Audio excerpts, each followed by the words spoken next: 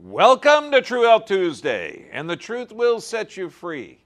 Yeah, the truth that we can talk about, because some of this stuff is going to be censored. But a lot of this was part of the talk I gave a couple of weeks ago when I was in Thailand at the Four Seasons. Except, have you ever, anybody in here changed in a bathroom in Bangkok from the clothes you were wearing? Okay, good. Okay, yeah, it wasn't real comfortable. I'm telling you, you really appreciate a shower after 15 hours in a plane. Also, Dr. BVIP is going to, this is where the censored material are on, and all those that are supporting us, we've been demonetized, shadow banned, deleted, everything. Thank you very much. It's supporting our channel is vital. Plus, you can get all the videos and everything else, and this coming Thursday, we have the apprenticeship program. We're going to get deep into germs and viruses, bacteria, funguses. You're going to find out about the human ecosystem on a doctorate level. But that's going to be for the Dr. BVIP members. Whoa, $2.97 a month. You can't even get a cup of coffee for that. Okay, and Extreme Health Academy.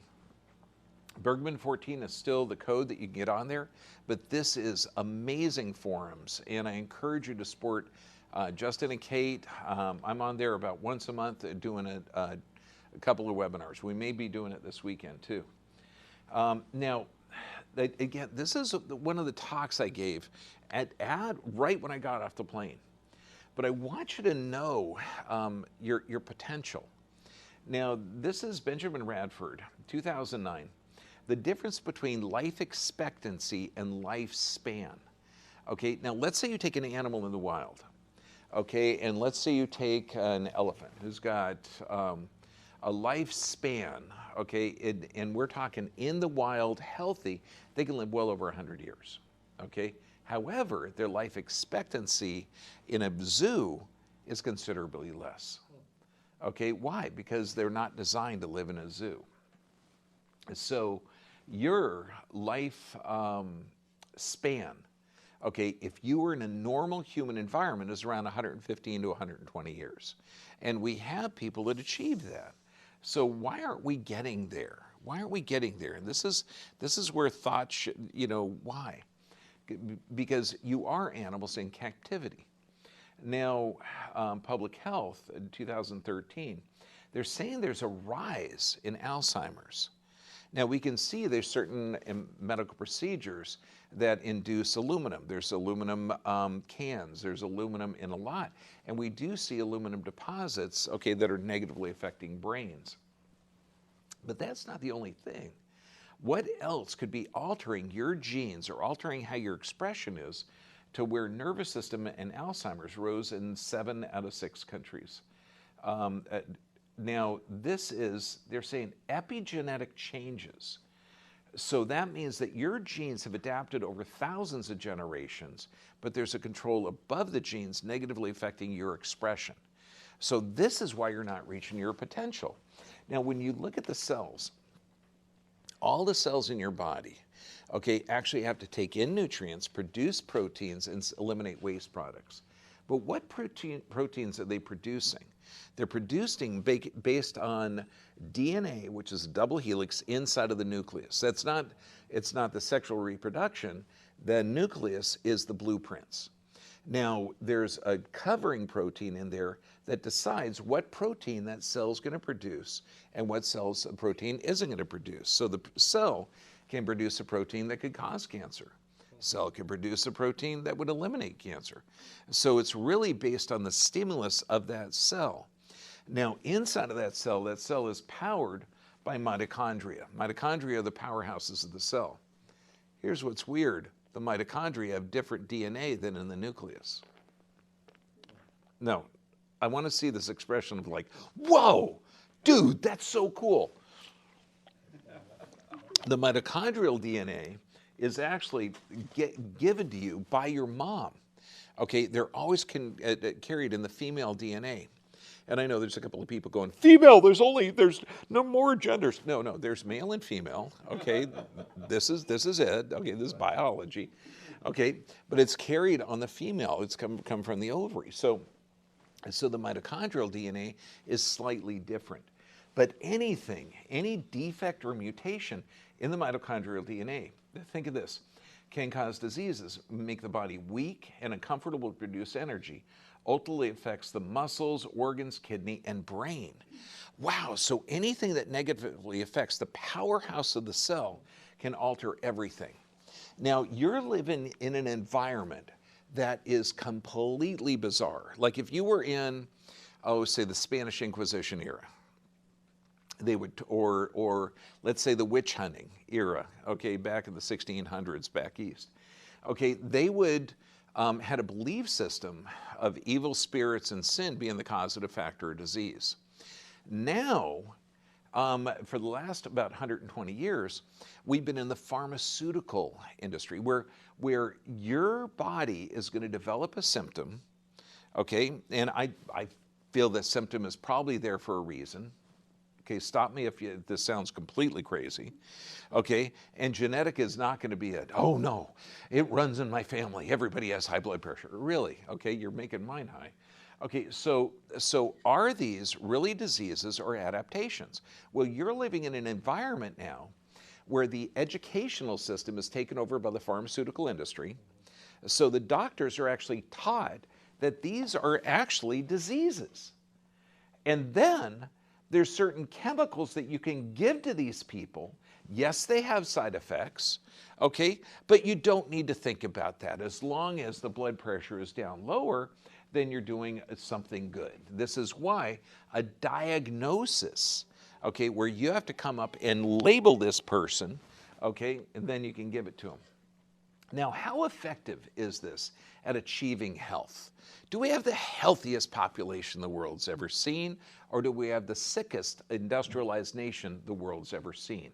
Well, our lifespan is declining rapidly, not just because of the governmental interventions over the last 2.5 years, or the massive propaganda over the last 2.5 years. This is propaganda over the last 100 years. So high blood pressure, what's the official cause? Idiopathic, we don't know. We just don't know. It just happens to be there. But we do have multiple drugs. We know that your blood pressure goes up and down. If you're sitting and you go to standing, it goes up. If you're dehydrated, it goes up. If you slept good, it went down. Okay, so it goes up and down. Blood pressure is going to be regulating based on the efficiency of the blood as well. High blood pressure, I feel, is a stress adaptation. Irritable bowel syndrome. Stress adaptation or toxicity. But, you know, just think of this. If you had a caribou with an irritable bowel, would you think it came from their relatives? No, you'd find out what the heck, you know, oil pipe the thing is licking. You know, I mean, it's just common sense. There's got to be some kind of stressor. High cholesterol. The body produces 80% of the total cholesterol. Cholesterol is 50% of the overall weight of the brain. It's the precursor to every hormone you make. So why would your body elevate cholesterol? Well, for tissue damage or hormone production. That just makes sense. No, the doctor is smarter than you. The doctor knows what your blood pressure should be. Do you see how foolish this is? Okay, but you know, you bought it because we're getting educated by the television, the doctor's educated by his professors, and the professors are paid by the pharmaceutical industry to do the research. So we're caught in a psychotic cycle. Then make it worse. Have the pharmaceutical industry pay for the government, okay, that governs the education, that pays the insurance company to cover the pharmaceutical products. So you are in a circle here of absolute psychosis. Attention deficit disorder, okay, hyperactivity. Do you know anybody with ADD or ADHD? Okay, yes, they don't have it. How do I know? 100% of the people, particularly teenagers, when they come in, I'll say, okay, buddy, you were diagnosed with attention deficit disorder. Do your parents force you to play any video games? Do they say, get your ass back in that bedroom and get on that computer and play more games? And you know, what are the kids doing? Giggling and laughing by this time because no. Oh, you can play video games for hours? You don't have a deficit of attention.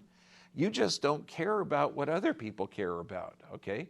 They used to call those children, okay? Okay, multiple sclerosis. These are there for a reason. So if you haven't lost faith in the pharmaceutical system, you're probably one of my relatives who've absolutely drunk the Kool-Aid. Okay, I mean, she'll get every booster that you could possibly line up. Okay, so this is the allopathic model. And this is all belief systems. So you could put anything in here. You could put witchcraft. Okay, we know that witches are protected. We know that we have a system. We're going to drown the witches. And if the witches drown, God will take care of them. If the witch live, we're going to burn them at the stake. Okay, then you have a problem with that because people are thinking, well, wow, man, wouldn't anybody drown if you put them in the water? You know. Okay, we're going to sacrifice a virgin to save our ship. The ship still went down. Oh, shoot, we're running out of virgins, okay? Okay, the drugs that the doctor gives you are going to make you healthier and sicker and live longer. Oh, my God, we're causing a multitude of side effects, and we're dying younger. And the pharmaceutical industry is now controlled by the government where it's actually poisonous. What kills more people in America, guns or doctors? By 1,000-fold. Okay, so now, and this is medication for symptoms, injectables to prevent disease, and don't worry, they're safe and what? Okay, yeah, okay, no individuality. So everybody with high blood pressure isn't going to have a diagnosis. They're not going to have any investigation. They're all going to get a drug. They're going to get a drug. So this, the vitalistic model, the health freedom model, means everybody has to have, be treated, oh, I don't know, what do you think? Like an individual? Okay, now, we're all under stress, physical, chemical, emotional stress. And if you're a government that works for the pharmaceutical industry, you're going to want to, what do you think, decrease this stress or increase this stress? Increase it so you can sell more of your product. So even though there's something as bad as the flu going around, you're going to shut down businesses which don't make any sense. And in fact, liquor stores are essential businesses, churches aren't. Okay, gun stores are essential. You know, we're going to not allow you to visit your grandma or grandpa in the senior center, okay, which is going to kill them from anxiety and stress. What a great way to die. Okay, alone and scared. Okay, emotional health. You're going to have a ticker tape of how many people have died. Okay, you're going to control every media. Okay, that will elevate stress as well. Okay, chemical stressors. Now, all of these stressors activate a primal system in you. This system has been there for thousands of generations. It has kept your species alive. One part keeps you alive under stress, and that's the sympathetic. The other part regenerates tissue, that's the parasympathetic. Under physical, chemical, emotional stress, your body responds correctly. Look at the sympathetic response here. Elevations in heart rate, elevations in blood pressure, elevations in blood sugar, elevations in cholesterol, elevations in cortisol or stress hormones or adrenaline. Those are normal, intelligent responses. Okay, and this is why when people say, oh, my God, I've got a low-functioning thyroid.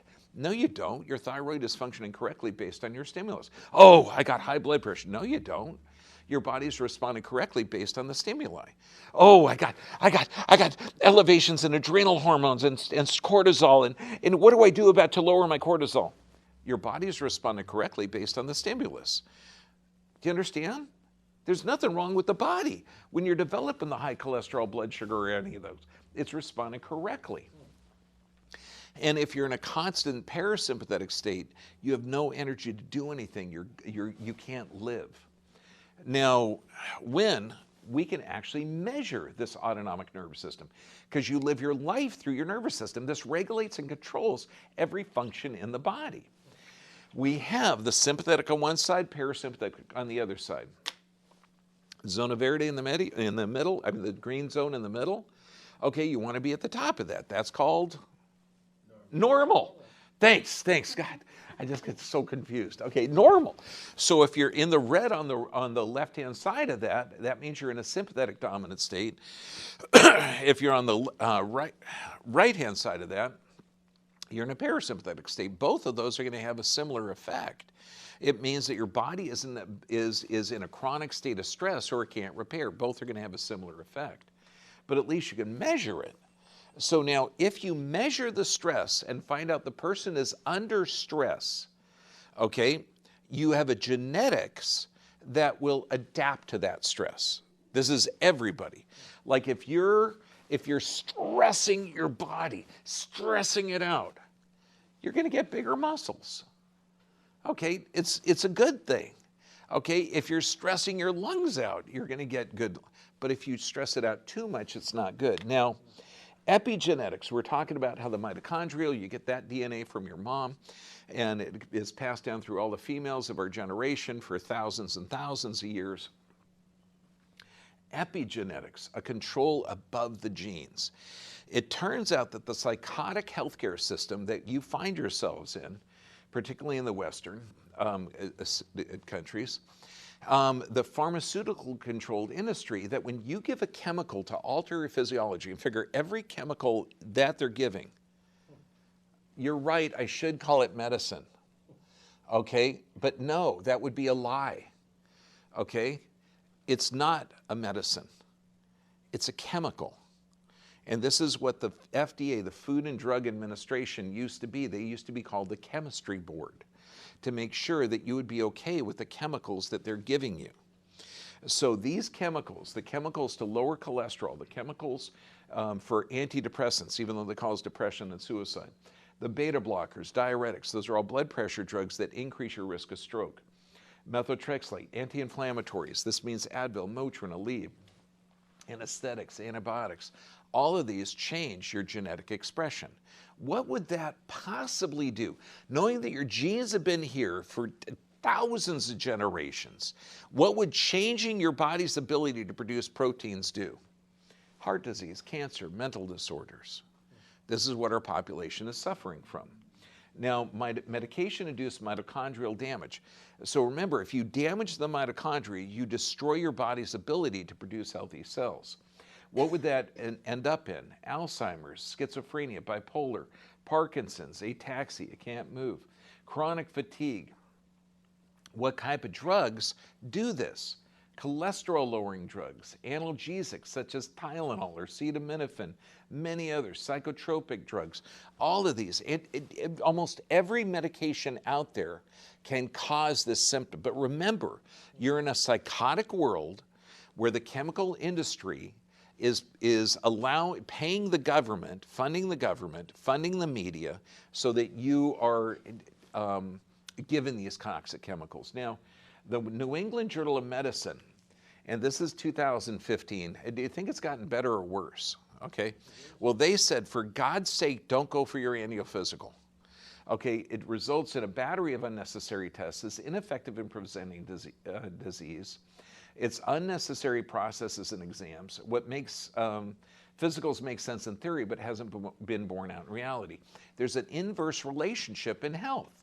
The more money you spend on this system, the sicker you become. Okay, because your body is not designed to do this. I love this, Alan Guerrero, in favor of annual physical. Replacing the traditional fee-for-service with a payment schedule that takes into account patient outcomes. Do you know that your doctor, if they're prescribing a medication, that they're not responsible for the outcome? So let's say they give you a beta blocker and a diuretic, both of which, if you're taken together, increases your risk of stroke about 60 to 75%. Let's say you get a stroke from that. Okay, the doctor is not liable because he's following a correct protocol based on your diagnosis. So they need to put in patient outcomes. Like, hell, what do? We do pre and post x-rays. We do pre and post nerve scans. We do stuff that nobody else does. That's what they should be doing. Here you go. Altered structure. That's going to alter the nervous system. That's going to alter the adaptation. How about fixing the problem? 5-year study on Parkinson's and multiple sclerosis. Why would an adjustment, changing the proprioception, changing the stimulus up to the brain, alter the brain function? It does. It does. I mean, there's nothing else. Psychobiotics. Okay, now this is anything that damages the gut bacteria.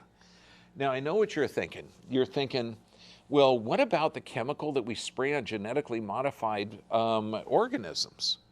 You know, granted they have Terminator technology and Monsanto is going to be taking over the entire country. And now that we're using the glyphosates, okay, to spray it on everything, it's getting all the non-organic wheat products. We have a swath about 500 miles either side of all the major rivers like Mississippi called cancer belts now. Now we know that the glyphosate built by Monsanto is a cancer-causing agent, but it's also an antibiotic that destroys the gut bacteria. You damage the gut bacteria, you're talking emotional, cognitive, gut-brain signaling. And so if you take enough of this stuff, you can run for government. But let's look at the emotional stress, okay? I'm sorry, does anybody know any, and I know there's like 4 or 5 intelligent people that I've seen in our government, okay? You know. Okay, so emotional stress, you've got the hypothalamus. It's got 1 foot in the nervous system, 1 foot in the endocrine system. And this gets all the communication from the body. Then the hypothalamus controls the pituitary, which is a master gland. Then that controls all the hormone function. The cerebellum also gets its input from the spine and central nervous system. The cerebellum controls the frontal lobe. So when we're talking brain function, right now I just showed you how genetic expression is being negatively affected and brains are negatively affected. If you can change that input to the cerebellum, you change anxiety, stress, depression, impulse control.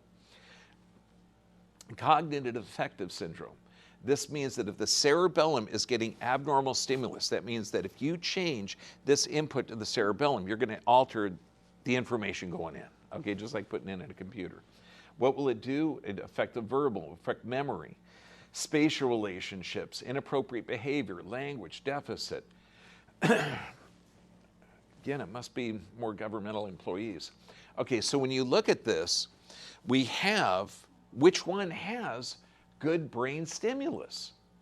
I mean, and this is why I've got little kid patients, well, little kid, okay, 18 years old. She wants to be a behavioral therapist, okay, like a counselor. And I said, wow, I'm going to show you how to reprogram the cerebellum, which programs the frontal lobe, something your professors don't know. But why in our world do you go to a psychiatrist and they don't ask about bowel movements, knowing that this is the gut-brain connection? That patient on the right up there has got a leaky gut. That black area on her gut should not be there, okay? And that leaky gut, this is where neurotransmitters are produced. So both of these have an issue. One has a structural, one has a digestive issue. Psychological stress on serum. So if we're watching a scary movie and you happen to be scared of scary movies, I was thinking about this the other day because some people really enjoy that, they wouldn't be stressed by it. I see the teenager going out and jumping into the lake at night and then seeing the hockey mask. I get, oh, okay, I don't like scary movies at all. But look at this. Increases blood viscosity. So under emotional stress, the blood becomes thicker. The blood becomes thicker. Guess what has to happen to blood pressure to adapt to it? So when a person goes to a doctor and they say, oh my gosh, you got high blood pressure, okay, it's supposed to be taken at 3 different occasions at 3 different times of the day over a 2-week span in order to be diagnosed with high blood pressure. Is that done ever? No, no. Leaky gut on the left, normal gut on the right. Takes about 90 days. But what do you have to do to correct this? There's 3 things. You have to address the physical, chemical, and emotional stressors. Antibiotics weaken the immune system. Cell.com, a cell host and microbe. Why? Antibiotic is a poisonous mold. I think it was Fleming was eating a sandwich in a lab. A piece of his bread fell on this petri dish having bacteria. It became moldy. It comes back on Monday, and sure enough, okay, so antibiotics are poisonous molds, generally, and bacteria adapt. Okay, so knowing that you have 70 trillion cells, those 70 trillion cells, you have 10 times that amount bacteria, and this is in a healthy human being. And the bacteria, you have 10 times that of viruses. You are an ecosystem that is in balance. Okay, you have to do this. You are a rainforest. You have to live in harmony with all of these bacteria and viruses and funguses and parasites. Without them, you die. Okay, you die without these things. So now, what kind of fertilizer are you going to put in the Amazon to make it grow better? No, that's foolishness. Antibiotics are incredibly dangerous. They increase your risk of cancer, and they destroy the normal flora, the normal immune system. This is where candida, growth, everything else. So take an antibiotic, it actually weakens your body's adaptation. Steroids, okay, affect the microbiome, again, weakening the immune system, suppress how your body is going to respond to the environment. Antipyretics, good. Your body develops a fever, which for every 1 degree increase in temperature, the speed of your immune system doubles. And viruses, funguses, and bacteria can die at a higher temperature. So this is your body's first response. Of course you want to take Tylenol that depletes glutathione, that protects your brain. Of course you want to take something that weakens not only your immune system, but can damage your kidneys. I mean, that destroys the proteoglycan production of the building block of cartilage. This is an insane system. The right drug at the right time in the right dosage, and this is over 10 years ago, kills over 100,000 people a year. No one's getting prosecuted for this. This means more people that died in the Vietnam War, double, is dying every year from this medical procedures of prescribing a chemical to alter a physiology, a physiologic response, which is typically an adaptation to stress. Institutional corruption of pharmaceutical in the midst of safe and effective drugs. Now this is 2013. They didn't just go through 3 years of propaganda saying that we're an emergency, okay, based on a flu. Okay, this is over the past 35 years, largely hidden epidemic of side effects from the drugs that have few offsetting benefits. The pharmaceutical industry has corrupted the practice of medicine over what drugs are developed and how the medical knowledge is created. What's interesting is the FDA, through user fees from 1992, the prime clients, and this is called regulatory capture. If you were flying in a plane and Boeing was paying the FAA, would you be confident that the FAA was gauging the planes as safe and effective? Okay, no, you would want them to be independent, right? Because then you could get on a friggin' plane and feel safe. That's not what we got. The industry that produces these chemicals does all the studies. They can do 20 studies, only one of them turn out good, that one they're going to give to the FDA. The FDA is not a testing agency. They test nothing, never any tests. What they do is they look at the test of the people that produce the drugs or the chemicals. Now, since then, they're paying the FDA to review the test of the drugs that they do. Regulatory capture. Through thorough review of evidence, increased hospitalizations and deaths have resulted since this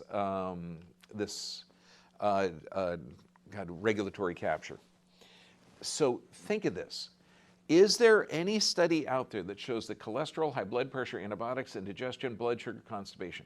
And I just had a patient today, 8 different prescriptions, okay, and they're taking it for the same thing. High blood pressure, cholesterol, this, and this. And I say, look, don't take the 2 blood pressure pills together, separate them. We're going to get you healthy. I'll show you how to open up a communication with the idiot that gave you the drugs, and then you're going to be able to get off of them. 100% of people that are taking this many drugs, ask them, look them straight in the eye, and say, look, if you were left alone on a deserted island, you had no access to pharmaceuticals, you just had fresh fruit, fresh vegetables, fresh water, fresh fish, okay, would your health improve or decline? 100% of people, guess what they say? Improve. 100%. Okay? And I put them on the spot. If somebody says, well, I don't know, I guess I'd get, you guess? You're going to guess on your health? What do you think your grandmother would say? Okay, doc, I would improve. Okay, I hear it all the time. Yeah, so just fix the problem. You only have 3 things to fix: physical, chemical, emotional, stress. Cancer. Are the tumors formed by demons, or did your body form the tumors? Again, this is how you change the mindset. Remember, you're in the allopathetic model that's killing people. Okay, oh, your body forms the tumors? Then the body must form them for a reason. Knowing that lymph, the face, mouth, and lungs drain to the right area, this is why 15% of breast cancers are here. Gut drains up to the upper left quadrant. This is why 85% of breast cancers are in the upper left quadrant. So you know where they're forming and why they're forming. This is why they can do an operation on the breast, radiate, chemotherapy, everything else. They were declared cancer-free. Have you ever heard of anyone like that? And raise your hand if it came back, if you've heard of it. Absolutely, all the time, because you're not going after the source of it. Okay? Find the problem. The tumor and the cancers is not the problem. It's the adaptation to the stressors. This, again, do before and after. Find out where the problem is, identify the problem, and correct it. We already got 9 lessons from the blue zones. Areas around the world that people are living consistently over 100. Okay, this is the key. There is no massive challenge. There's no special herb or superfood. Okay, regular, moderate physical exercise. You move every joint every day. You have to have a purpose for getting up. Okay, stress reduction. This means physical, chemical, emotional stress. Moderate calorie intake, plant-based diet, only because plants are more abundant. You can eat animals. This doesn't mean vegan. It's okay. Make sure they're healthy. Moderate alcohol intake, especially wine. Sardinians, oldest lived males on the planet, 7 liters of red wine a month. But I'm sure it's organic. I'm sure they grow it. I'm sure they ferment it. So they're getting good minerals in it. Engagement in spirituality or religion. Boy, that's doing good in America. Okay, engagement in family life, engagement in social life. It seems too simple. Okay, but then you look at this. Family. You care about others. Okay, less smoking. They say not no smoking, less. Okay, 20% of centenarians still smoke. I mean, Renee Calmet smoked till she was 115, and she lived to 122. She just felt it was, she didn't stop because she wanted to. She felt it was rude to ask other people to light her cigarette. I love that. It reminds me of my mom, 84, still smoking. Okay, constant moderate activity. It's literally simple. When people say, well, what kind of diet? What kind of diet? Okay, you're going to eat like your great-grandparents. But you know what they did?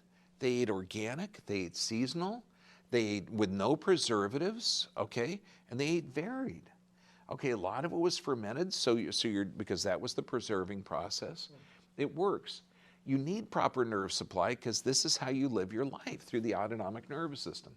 Exercise, nutrition, sufficient rest and prayer and meditation. Oh my God, it's like I took it off of that book.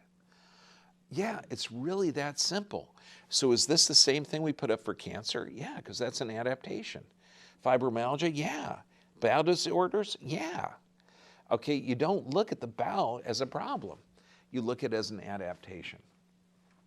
Now we're going to get into some censorable information because obviously people are afraid of the information I'm putting out. I am literally considered a domestic terrorist according to our current administration.